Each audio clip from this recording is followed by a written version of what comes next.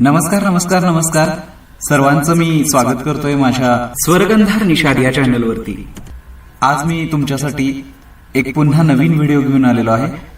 तो कोणता आहे ते सांगणारच आहे, पण तत्पूर्वी एक नम्र विनंती आहे, माझ्या चॅनलला अजूनही तुम्ही सबस्क्राईब केलेलं नसेल तर सबस्क्राईब करा, बेल आयकॉन प्रेस करा, माझ्या व्हिडिओना लाईक करा आणि जास्तीत जास्त व्यक्तींना माझे व्हिडिओ शेअर करा।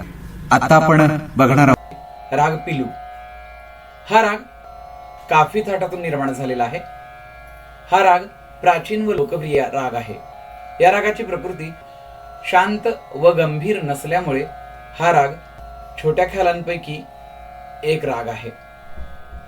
पिलू रागामध्ये दोन गंधार व धैवत कोमल आहे।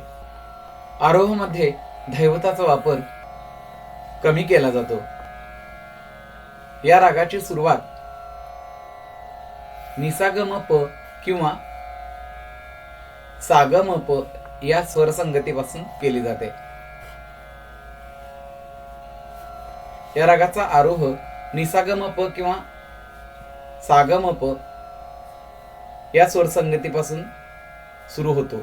या रागाचा विस्तार मंद्र व मध्य सप्तकात जास्त होतो, त्यामुळे मध्यमाला षड्ज मानून हा राग गायला जातो। या रागाचा वादी स्वर ग गंधार आहे। या रागाचा संवादी स्वर नी निषाद आहे। या रागाचा रस करुण शृंगारमय आहे। हा राग दिवसा किंवा रात्री गायला जाऊ शकतो। पिलू रागामध्ये ठुमरी, दादरा, नाट्यसंगीत यासारखे उपशास्त्रीय प्रकार जास्त करून गायले जातात। या रागाची जाती संपूर्ण आहे। या रागाचे आरोह अवरोह बघूया।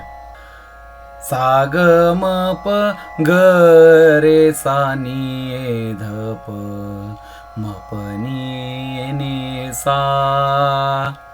धन्यवाद।